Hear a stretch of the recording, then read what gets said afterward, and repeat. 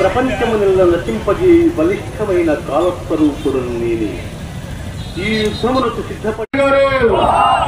జోహార్ గొట్టిపాటి కొండపనాయుడు గారు, జోహార్ గొట్టిపాటి కొండపనాయుడు గారు, జోహార్ గొట్టిపాటి కొండపనాయుడు గారు. సాధిస్తాం సాధిస్తాం గొట్టిపాటి ఆశయాలను సాధిస్తాం సాధిస్తాం సాధిస్తాం సాధిస్తాం.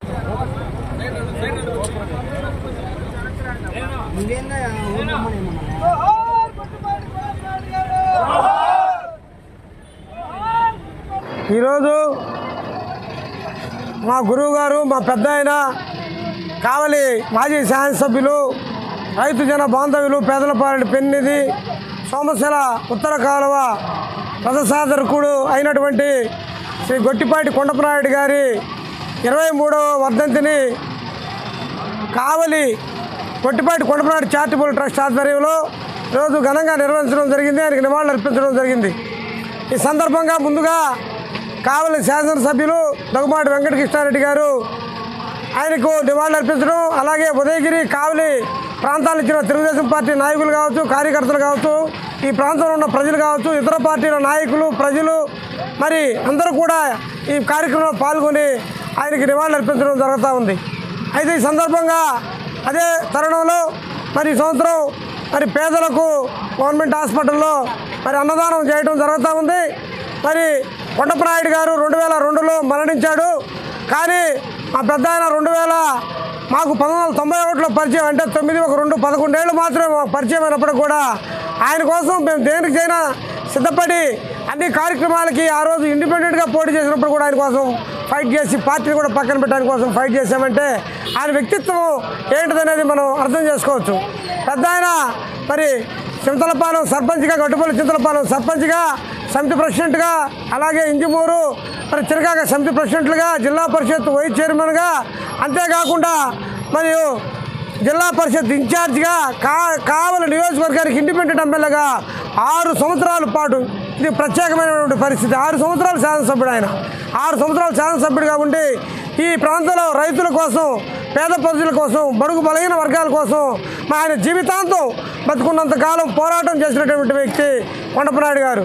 అంతేకాకుండా తెలుగుదేశం పార్టీలో ఓ చిన్న పదవి కూడా తీసుకోకుండా మరి తెలుగుదేశం పార్టీ అభివృద్ధి కోసం, ఈ ప్రాంతంలో తెలుగుదేశం పార్టీ విజయం కోసం కృషి చేసినటువంటి వ్యక్తి గొట్టిపాటి కొండపనాయుడు గారు. అంతేకాకుండా మరి కార్యకర్తలు కావచ్చు, ప్రజలు కావచ్చు, తన బిడ్డల్లాగా, సొంత బిడ్డల్లాగా, ఒక కుటుంబ సభ్యులాగా మమ్మల్ని చూసేవాళ్ళు. మమ్మల్నే కాదు, ఎవరైనా కొండపనాయుడు గారితో ఒక్కసారి అటాచ్మెంట్ అయితే ఆ లీడర్ని మర్చిపోవడం చాలా కష్టం. ఈరోజు మీరు గమనించుంటారు, ఎక్కడెక్కడి నుంచో ఇంజమూరు, కలిగిరి, జల్లంకి, కొండాపురం, ఏఎస్పేట, కావలి రోడ్లు, కావలి టౌను, నెల్లూరు, ఈ ప్రాంతాల నుంచి అంతా కూడా వాళ్ళ కుటుంబ సభ్యులు వచ్చిన ప్రజలు ఒక్కడే. కుటుంబ సభ్యులు అంటే వాళ్ళ కుటుంబ సభ్యులని కదా అర్థం. ఆయనతో ఉన్న వాళ్ళందరూ కూడా ఆయన కుటుంబ సభ్యులే. ఆయన కుటుంబ సభ్యులందరూ కూడా ఈరోజు ఎక్కడెక్కడి నుంచో ఒక్కరోజే చెప్పింది మేము కూడా సమయం, ఆ ఒక్కరోజులోనే వందలాది వేలాది మందికి ఇక్కడ తరలి రావడం జరిగింది. వాళ్ళందరికీ కూడా కృతజ్ఞతలు, ధన్యవాదాలు.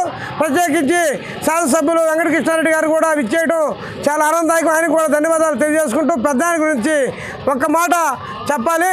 పెద్ద ఆయన తన కార్యకర్తల కోసం, నమ్ముకున్న వాళ్ళ కోసం, ప్రజల కోసం ఎంత స్థాయికైనా దిగజారి, ఎంత స్టెప్ అయినా కిందకు పోయి వాళ్ళ కోసం పోరాటం చేసే వ్యక్తి, వాళ్ళ కోసం నిలబడే వ్యక్తి, ఆయన నమ్ముకున్న కార్యకర్తను కాపాడే వ్యక్తి.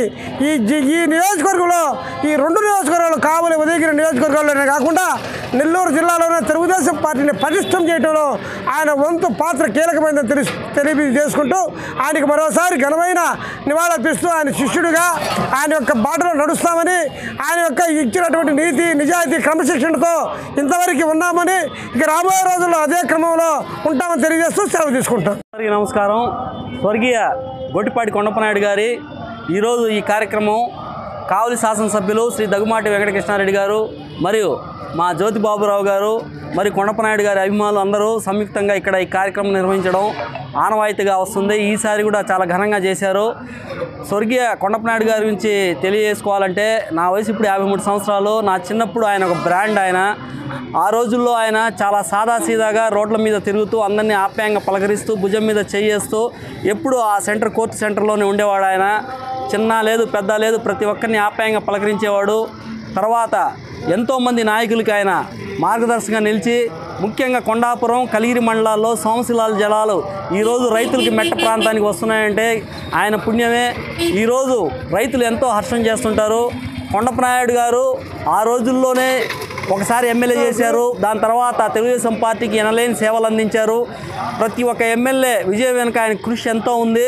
అలాంటి వ్యక్తి మన ముందు లేకపోవడం చాలా దురదృష్టకరం.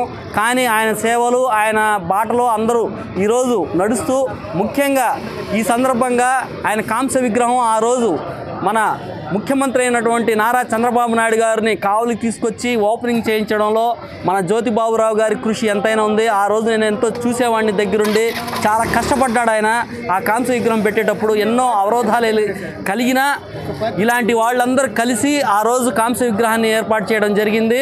అది ప్రస్తుతం మన ముఖ్యమంత్రి అయినటువంటి నారా చంద్రబాబు నాయుడు గారు కావలికి చేయడం ఇంకా చాలా గర్వించదగ్గ విషయం. కొండపనాయుడు గారి సేవలు అమోఘం. ఆయన చిరస్మరణీయుడు, ఎప్పటికి కూడా మర్చిపోలేని ఒక లెజెండ్ అని చెప్పి సందర్భంగా తెలియజేసుకుంటూ సెలవు తీసుకుంటున్నాను.